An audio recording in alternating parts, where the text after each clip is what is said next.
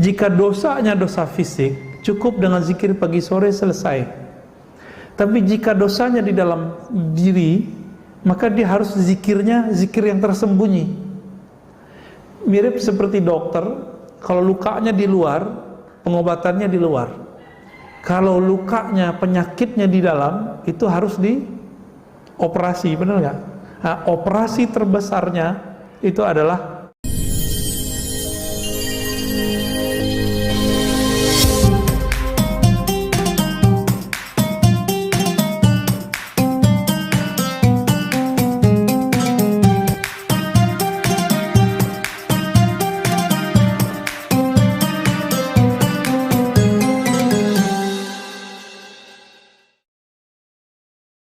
pilihlah jalan yang kamu kuat di situ.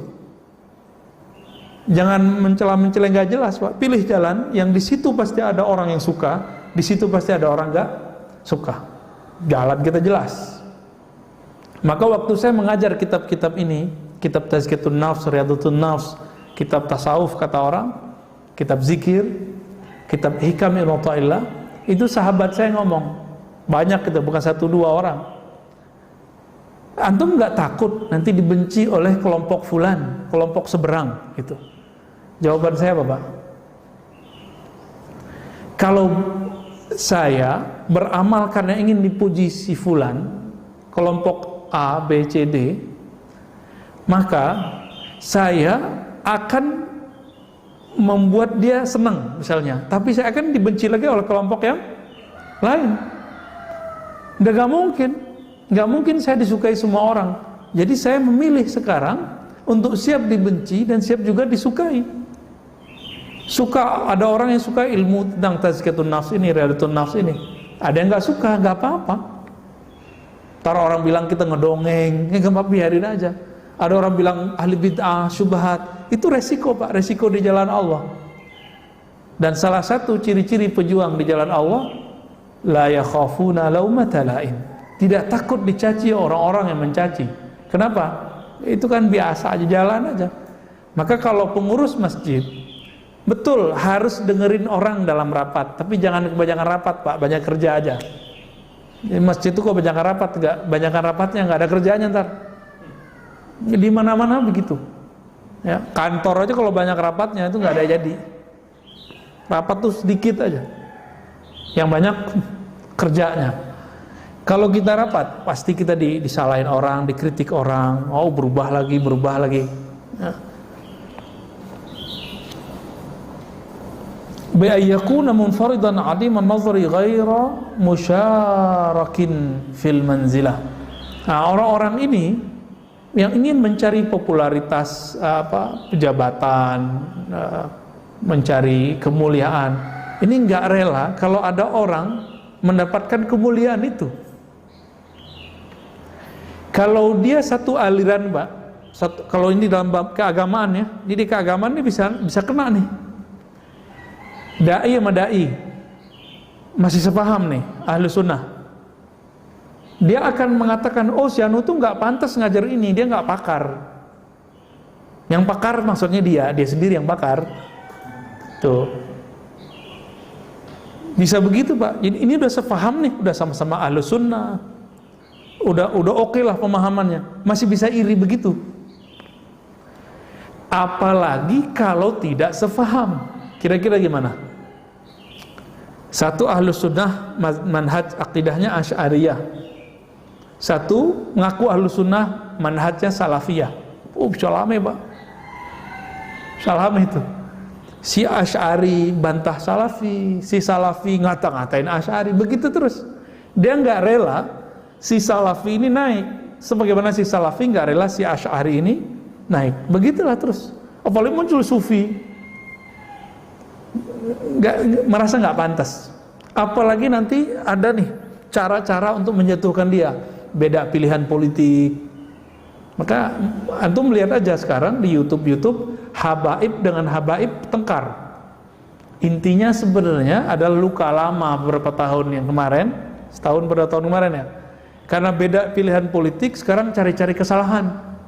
Oh, ketemu nih kesalahannya. Nah, itu diekspos terus, tengkar. Ya kita sedih juga sih ngeliat habaib kok tengkar-tengkar. Tapi ini menunjukkan habaib itu yang suci darahnya, tapi pemikiran dia kan belum tentu suci. Ya, manhajnya, mazhabnya belum tentu suci. Dia sama kayak kita, persis sama, nggak jauh beda. Habaib nggak ngaji ya bodoh. Habaib ngaji ya dapat dua kebaikan. Udah habib berilmu, dua manzilahnya, manzilatani. Kalau kita kan dapat satu doang, Pak. Nah, cuma kalau rohani kita bagus, bisa jadi kita pewaris rohani.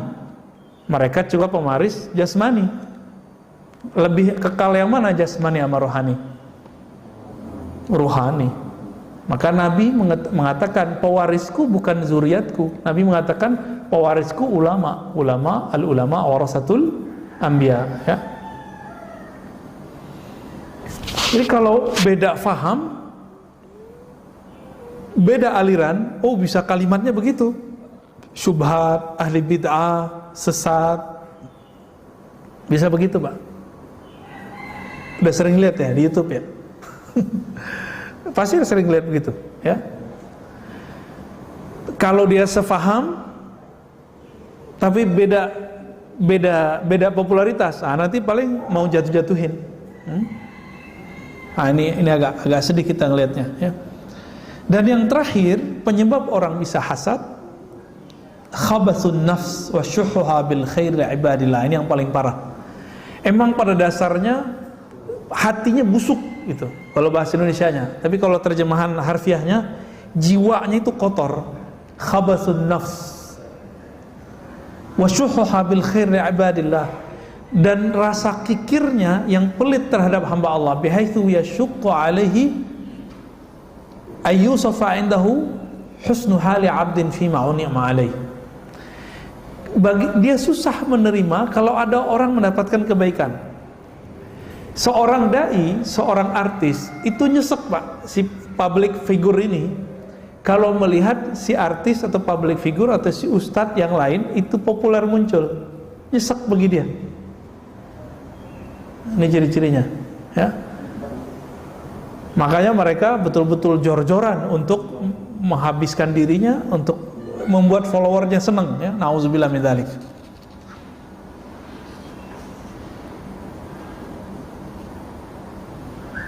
Nah, kalau empat ini masuk ke dalam diri, udah semi-semi kafir, Pak. Empat yang tadi, ya, kebencian. Ya, benci ini kan sebabnya macam-macam, ya. Beda faham, beda politik, beda strata ekonomi, ya. Ta'azzuz, merasa diri pantas, mulia, mencari riyasah. Apa arti riyasah tadi? Kepemimpinan, wa talabil jah, mencari jah, tuah, ya, kemuliaan. Dan yang terakhir, emang jiwanya kotor. Nah, rata-rata jiwa kita kotor, Pak. Jadi jiwa itu pada dasarnya dia kotor. Nah, meskipun dia kotor, kolbu kan ada cahaya. Maka kolbu ini nanti akan membersihkannya. Maka ada jalan pintas untuk menghabiskan ini. Kalau beliau memberikan di sini beberapa cara, ya. Jalan pintas untuk membersihkan kolbu dari penyakit-penyakit kolbu, khususnya hasad, adalah memasukkan nama Allah ke dalam kolbu. Artinya berzikir dengan kolbu sebanyak-banyaknya. Jika dosanya dosa fisik, cukup dengan zikir pagi sore selesai. Tapi jika dosanya di dalam diri, maka dia harus zikirnya zikir yang tersembunyi. Mirip seperti dokter, kalau lukanya di luar, pengobatannya di luar.